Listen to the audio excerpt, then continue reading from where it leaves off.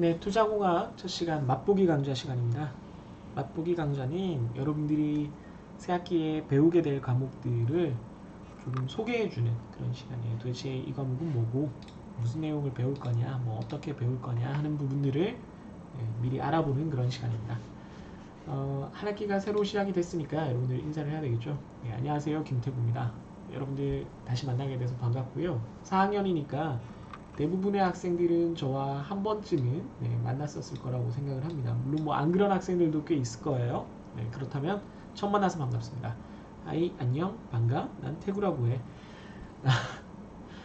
방학들을 잘 보냈나요?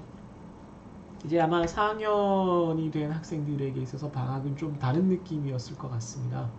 저도 굉장히 고민이 많았던 시절이었던 것 같고, 여러분들에게 좀 바쁜 이제 대학생활의 마무리가 다가오는 시점이 되어서 뭐 나름 쉬어도 쉰 것 같지 않고 마음이 부담스러운 그런 시간들이었을 것 같아요. 어쨌든 이제 새 학기를 시작하게 됐고 마지막 학기를 잘 마무리하기 위해서 이번 과목을 들으면서 좀 즐겁게 여러 가지를 배워갔으면 좋겠습니다. 저는 방학에 학교에 정말 단 하루도 빠짐없이 다 출근을 했고요. 네, 주말에도 출근을 했고요. 거의 좀 바쁘게 보냈습니다. 네, 우리 학과가 4차 산업혁명 혁신선도대학이라는 사업을 진행을 하고 있잖아요. 그래서 개강해서 이제 여러분들이 학교에 와보면 느낄 텐데 학교에 또 새로운 것들이 우리 과에 뭐 많이 생기고 공사도 하고 또 새로운 여러 가지 활동들도 준비하고 하면서 챙겨야 될 것들이 많았어요, 교수님들이. 그래서 저를 비롯해서 제가 비롯된 거죠. 저를 비롯해서가 아니라 배성민 교수님을 비롯해서 많은 교수님들이 이 과정에서 애를 쓰시느라고 시간을 많이 학교에서 함께 보냈습니다. 여러분들에게 좀 더 나은 교육 환경, 좀 더 나은 교육 기회, 무슨 광고 같은데, 더 나은 교육 환경, 최신의 시설, 뭐 이런 것들을 제공하기 위해서 교수님이 노력하고 계시는 거니까 여러분들이 좀 많이 활용하고 보람을 찾았으면 좋겠어요. 쓸모를 찾아야겠죠. 네. 그럼 과목 얘기로 좀 넘어가겠습니다. 네. 과목이 투자공학이에요. 투자공학. 여러분들 투자하면은 이분 생각나시죠? 이제 타짜에서 우리 평경장 사부님. 부자가 되고 싶니? 네. 돈을 벌고 싶니? 네. 곤이랑 이제 섰다 이제 칠 때 하는 거죠. 그럼 이제 여러분들이 보통 이런 심정이 되죠. 네. 누군 다 아시죠? 이제 제가 캡처를 좀 이렇게 해서 그런데 굉장히 아름다우신 우리 러블리즈 멤버십니다. 보통 다 이 과목을 듣는 학생들이 뭐 4학년쯤 되면 이제 아마 학점을 그냥 채우려고 듣는 걸 거고 1, 2학년 때 만약 이 과목을 듣는 일부러 선택을 해서 듣는 학생들은 보통은 야 투자? 이거 돈 버는 거 아니야? 뭐 이런 생각으로 듣는 경우가 많을 것 같아요. 이거 들으면 막 진짜 야 이걸 막 해가지고 주식을 막 해서 돈을 벌고 막 이렇게 될 거라고 생각을 할 것 같습니다. 그런데 그렇지 않아요. 제가 과목 중간중간에 얘기를 하겠지만 기본적으로 저는 여러분들에게 이런 태도를 취할 겁니다. 하지 마. 아무것도 하지 마. 투자하지 마. 네. 제가 증권회사를 다녔음에도 불구하고 제가 개인의 성향에 따라 다르겠습니다만 제가 그렇게 투자에 적합한 사람은 아니었다고 생각을 하기 때문에 여러분들이 뭐 이거 조금 배웠다고 이거 좀 깔짝댔다고 나 투자 전문가니까 이제 뭘 할 거야 이런 생각을 혹시라도 가지는 학생이 절대로 없기를 바래요.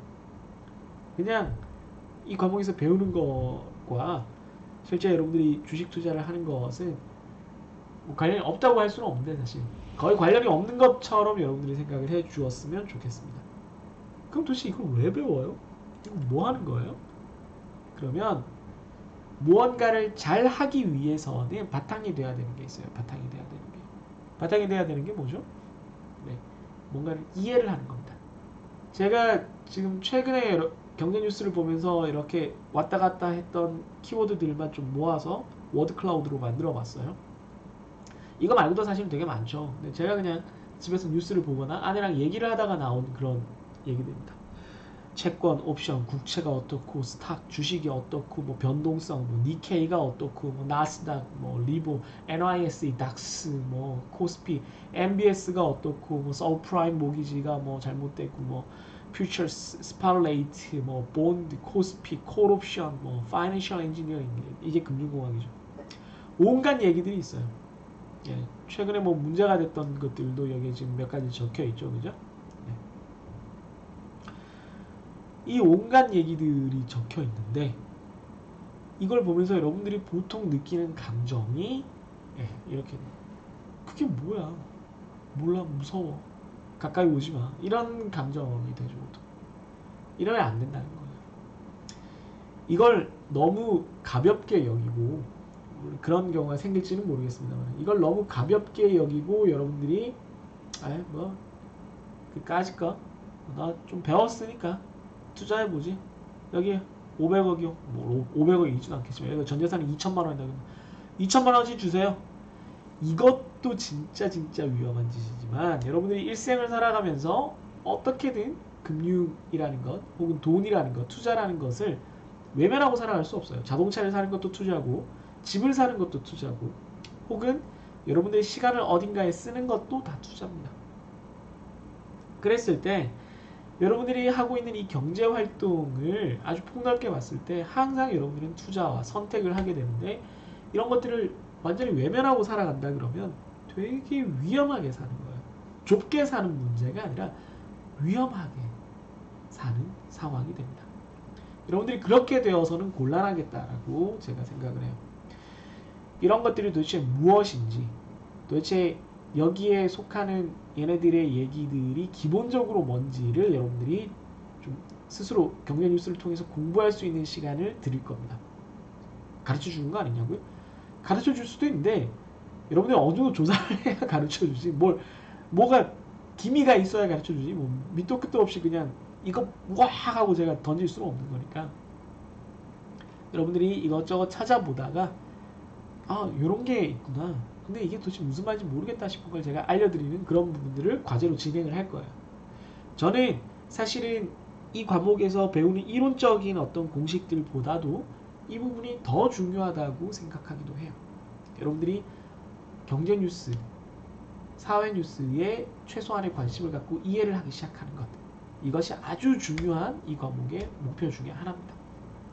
어쨌든 그게 목표가 돼서 여러분들이 달성을 하거나 아니면 그냥 일반 다른 과목들처럼 그냥 이론만 배우고 시험만 보건, 이게 여러분들의 상태라는 거죠. 기본적으로 대부분 제가 생각하는. 그랬을 때 이 과목에서 제가 하려는 건 뭐냐면, 최우선적으로는 금융상품의 가치평가를 하려는 겁니다. 가치평가. 그럼 이제 여러분들이 세 가지 질문을 하게 돼요. 세 가지 질문을 하게 될 겁니다. 첫 번째, 금융상품과 가치평가라고 적혔으니까 금융상품이 뭐지? 두 번째, 가치평가라고 돼 있으니까 가치평가는 또 뭐지? 세 번째, 그거 왜 해야 되지? 왜 필요한 거지? 아무것도 난 안 하고 싶은데, 격렬하게 아무것도 안 하고 싶은데, 라고 생각을 하는 거죠. 그러면 금융상품이 뭐지부터 생각을 하면, 금융상품은 제가 수업 시간에 좀 더 자세히 얘기를 하겠지만, 금융상품이라는 거는 돈을 주고받는 계약을 하는 모든 상품을 말해요. 돈을 주고받는 모든 상품. 돈을 주고받는다는 게 뭔 얘기예요? 이걸 아주 이론적으로 복잡하게 설명하려면은 뭐 한도 끝도 없겠습니다만은, 금융이라는 게, 파이낸스라는 게 돈을 융통하다 이런 뜻이에요. 돈을 융통하다. 돈금자. 돈금자. 쇠금. 돈을 마련해 오는 과정이에요. 돈을 마련하다니요. 돈이 있어야 뭘 사죠. 그것도 맞는 말인데 내가 무언가를 하기 위해서, 내가 맛있는 걸 사 먹기 위해서, 혹은 내가 옷을 사 입기 위해서, 혹은 내가 대학교 앞에서 자취를 하려고 방을 구하기 위해서는 돈이 필요해요. 그 돈을 어디서 마련해야 되잖아요. 내가 일을 해서 마련할 수도 있고, 대부분 여러분들은 그렇게 하겠지만, 혹은 부모님한테 빌릴 수도 있고, 아니면은 나라에서 보장해주는 대출을 통해서 학자금 대출을 받아서 마련할 수도 있어요. 그 모든 과정이 금융입니다. 돈을 마련하는 거예요. 그럼 금융상품은 뭐냐? 여기서 돈을 마련한다는 걸 잘 생각을 해보면 어딘가에 있던 돈이 나한테 오는 과정이에요.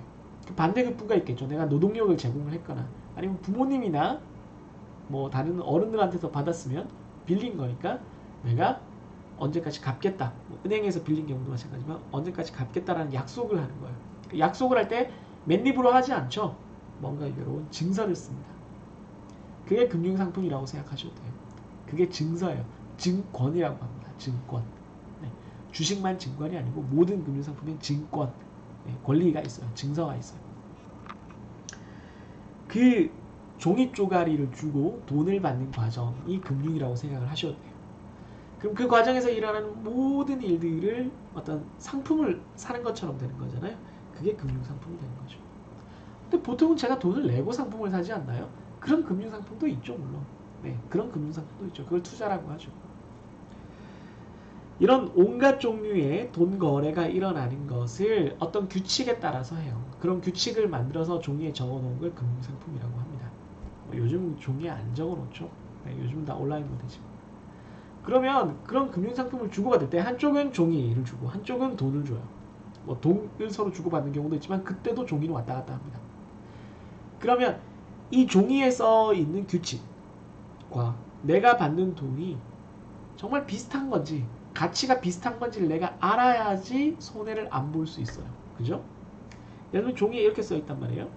이 종이를 제공하는 사람은 그러니까 예를 들어서 제가 여러분한테 뭐 잘 설명하기 좀 쉽지 않나요? 네. 제가 누군가한테 돈을 줘요. 대신 저는 종이를 받습니다. 누구라고 할까요? 뭐 여러분 어떤 학생에게 돈을 주고 종이를 받았어요. 근데 그 종이에 제가 뭐라고 쓰라고 하냐면 그 학생 이름 쓰고 이 학생은 김태구 교수의 노예가 돼서 석 달간 모든 일을 다 해야 됩니다. 라고 하고 사인이 돼 있어요. 그리고 이제 돈을 준 거예요. 일종의 노동계약처럼 됐는데 어쨌든 그랬을 때 학생이 뭐 5만 원을 받았을 수도 있고 10만 원을 받았을 수도 있고 100만 원을 받았을 수도 있죠. 그러면 여러분들이 생각해도 5만 원과 100만 원은 굉장히 다른 돈이잖아요. 그러면 이 종이 증서를 나한테 줄 때 제가 그 종이 증서를 이 학생한테 5만 원 혹은 100만 원을 주고 산 거나 다름없죠. 그죠? 산 거나 다름없어요. 그러면 이게 과연 5만 원짜리일지 100만 원짜리일지를 결정하는 거를 가치평가라고 해요. 정말 내가 이 종이를 들고 있을 때 이게 5만 원어치의 의미가 있을 거냐 100만 원어치의 의미가 있을 거냐를 결정하는 걸 가치평가라고 해요. 그러니까 가치평가가 필요해요. 왜 필요하다는 게 아니라 내가 가치평가를 제대로 못하면 뭐 정말 쓸모없는 거를 비싼 돈 주고 사게 되니까 우리가 흔히 그런 걸 뭐라 그래요? 문탱이 맞았다 그러죠. 중고딩 나라에서 사기당했다 그러죠. 평화로운 나라에서 어처구니 없는 거 5만원 주고 야 나 20만원 주고 벽돌 샀다 뭐 이러면서 아이폰 샀는데 택배로 벽돌이 오고 이런 일이 생기는 거죠. 그 과정에서 필요한 것들이 가치평가입니다. 그 가치평가를 하는 기본적인 원칙을 배우는 게 이번 과목에서 하려는 일이에요. 되게 거창하죠. 근데 그걸 사실은 모든 범위를 다 할 수는 없기 때문에 범위를 좀 좁혀서 할 거예요. 금융상품에 따라 가치평가 방법이 좀 달라져요. 그러면 가치평가를 하는 방법이 다 다른데 그 금융상품마다 다 따로 가르치실 거예요? 라고 묻으면 기본적으로 따로 가르쳐야 돼요. 그런데 공통된 원칙은 일단 가르쳐놓고 시작하는 거죠. 공통된 원칙은 뭐냐면 가치의 3요소를 배울 겁니다. 3요소. 가치를 결정하는 데는 3가지 요소가 있어요. 첫 번째, 돈을 언제 받느냐. 내가 뭐 돈을 예를 받는 입장이라고 생각해 봅시다. 보통 이제 투자하는 거니까, 투자공학이니까 투자를 하는 입장에서 내가 지금 투자를 하면 어떤 돈을 받기로 한 투자 계약을 할 거예요. 그 투자 상품을 살 겁니다. 그래서 나한테 중요한 거는 내가 돈을 언제 돌려받을 거냐 하는 거예요. 돈을 빨리 돌려받는 게 당연히 좋죠. 그죠? 돈을 나중에 돌려받으면 30년 후에 받는다 그러면 좀 그렇잖아요. 5년 후에 받으면 좋고 뭐 1년 후에, 한 달 후에 받으면 정말 좋죠. 그 다음 두 번째, 사실은 두 번째가 여러분들이 가장 많이 고려하는 내용이긴 하겠습니다만 얼마나 많이 받느냐는 거예요. 얼마나 많이 받느냐. 내가 100만 원을 투자해서 200만 원을 받을 거냐, 100만 원을 투자해서 300만 원을 받을 거냐, 이거는 당연히 가치평가가 달라지겠죠. 네, 많이 받을수록 좋겠죠. 언제는 빠를수록 좋을 거고 많이는 많을수록 좋을 거고. 그 다음 세 번째 요소, 얼마나 확실히 받을 거냐 하는 겁니다. 얼마나 확실히 받을 거냐, 확률에 관한 거예요. 내가 지금 투자를 하면 한 달 후에 이걸 2배로 불려준다라는 어떤 얘기 들었어요. 솔깃하죠. 엄청납니다. 야, 이런 조건이 나한테 드디어 내가 착하게 살았더니 이런 엄청난 기회가 오는구나. 그래, 오랜만에 만났던 고향 선배가 나한테 이런 기회를 주는구나. 이게 뭔가 이상하죠. 뭡니까 이거? 사기예요. 여기서 뭐가 배제된 거죠? 얼마나 확실히 해서 확실히가 엄청나게 낮은 거예요. 또 다른 방법을 생각해보죠. 교수님, 저 엄청난 수익률을 가진 걸 발견했어요. 그게 뭔데? 1,000원으로 로또 사면은 10억씩 버니까 수익률 대박이에요. 개 쩔어요. 네, 대단하죠. 개 쩔죠. 쩌는데 얼마나 확실히를 생각을 해봤을 때는 굉장히 낮습니다. 1등이 당첨될 확률이 너무너무 낮죠. 네. 그래서 이 세 가지가 잘 결합이 돼야지만 정확한 가치를 측정을 할 수 있습니다. 여기서 바로 우리가 여러분들이 저학년 때 배운 1, 2, 3학년 때 배운 통계학 뭐 계산 이런 것들이 좀 들어가게 돼요. 아주 쉬운 수준으로. 그래서 이 3요소가 작동하는 방식에 따라서 혹은 그 외에 또 다른 규칙들이 작동하는 방식에 따라서 금융상품들이 좀 나뉘어요.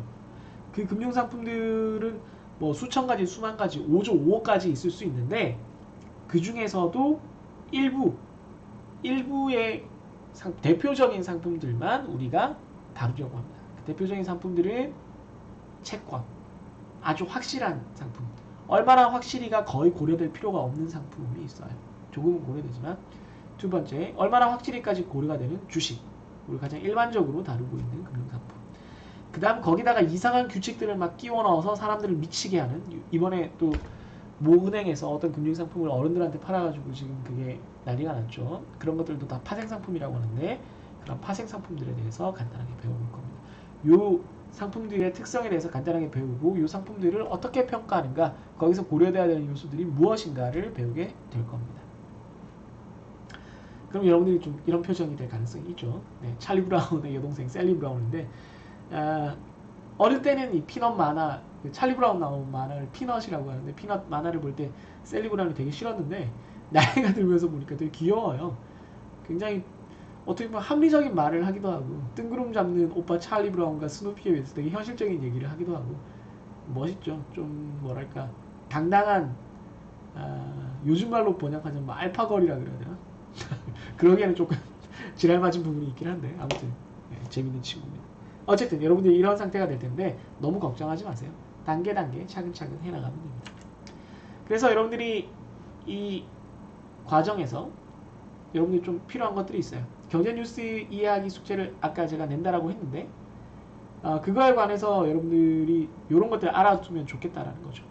대표적으로 경제뉴스에서 난리가 난 거 크게 두 가지를 따지면 하나가 신라젠이고 하나가 DLS입니다. 뭐 안 좋은 얘기만 해서 좀 그렇긴 한데 DLS라는 금융상품이 주가지수 연동형, 국채 연동형 그 상품인데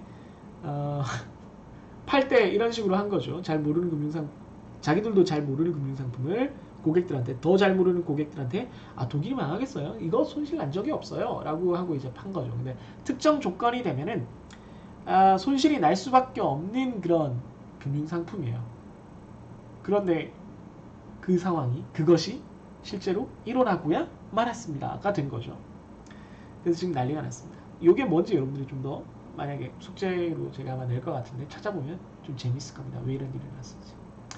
또 하나는 이제 뭐 얼마 전에 코롱도 지금 뭐 거래정지 당한 것 같은데 신라젠이라는 또 제약회사가 있어요. 바이오 쪽에 뭐 대장주 뭐 엄청나죠. 뭐 예전에 뭐 루보 같은 완전히 사기꾼은 아니고 신라젠이 이제 잘 나가는 회사였는데 어떤 신약을 개발해서 그게 크게 이제 성공할 거라는 기대를 막 받고 있다가 미국에서 그게 안 된다, 너 안 될 것 같아 라고 이제 스톱을 시키면서 주가가 바닥치고 있죠. 이런 것들이 그럼 신라젠 하는데 뭐 인터넷 게시판 가서 뭐 한 20대 30대 여러분들이 뭐 30대 이상의 아재들이 많은 게시판에 뭐 여기 가서 기웃기웃댔더니 뭐 신라젠이 어쩌고 야 나 어떡하나 마누라한테 죽었다 이혼당하는 거 아니냐 뭐 이렇게 얘기 나오는데 도대체 뭐길래 이러나. 신라젠 무슨 게임 이름인가 아이템인가 뭐 이렇게 생각을 했을 텐데 주식이고요. 어떤 회사의 이름입니다. 이런 거를 검색해서 이해하면 좀 재밌을 거라는 거죠. 제가 이렇게 열띤 얘기를 하고 있으면 여러분들 이런 표정을 지을 수도 있는데 와 참 재밌다 뭐 이런 표정을 지을 수도 있는데 실제로 해보면 좀 재밌어요. 실제로 조금만 해보면 재밌어요. 네. 아주 복잡한 얘기를 이해하라는 게 아닙니다. 슬쩍 조금 듣고 이해하고 술자리에서 야 그거 아냐? 너 이런 것도 알아야 돼 라고 잘난 척 할 수 있을 정도까지만 알면은 그게 괜찮다는 거예요. 네. 그래서 여러분들 한 학기 동안 좀 잘 부탁드립니다. 너무 황급하게 끝나긴 했는데 좀 너무 어려운 내용, 제가 이 과목을 이 학교에서 가르치는 거는 우리 학교에서 가르치는 건 처음이기 때문에 너무 어려운 내용보다는 좀 쉬운 내용 위주로 좀 가르치려고 애를 쓸 거예요. 그러니까 서로 좀 잘 도와가면서 재밌게 한번 한 학기 강의를 해봤으면 좋겠습니다. 다음 주에 여러분들이 이제 만나게 될 텐데 좀 뭐 기대가 되기도 하고요. 또 새로 한 학기를 시작하니까 좀 걱정도 많이 되기는 한데 여러분들과 즐거운 한 학기를 보낼 수 있으면 좋겠습니다. 여러분들 방학 동안 또 생활 리듬도 많이 좀 틀어져 있는 경우도 있을 텐데 이제 슬슬 정상인의 바이오리듬으로 돌아오시고 네. 대학 생활의 마무리 또 어떤 학생들은 또 그냥 새로운 학기의 시작을 잘 할 수 있는 그런 9월이 되었으면 좋겠습니다. 산뜻하게 우리 힘차게 다음 주에 만나서 시작을 해보도록 하죠. 그럼 다음 주에 만날 때까지 잘 안녕히 계세요.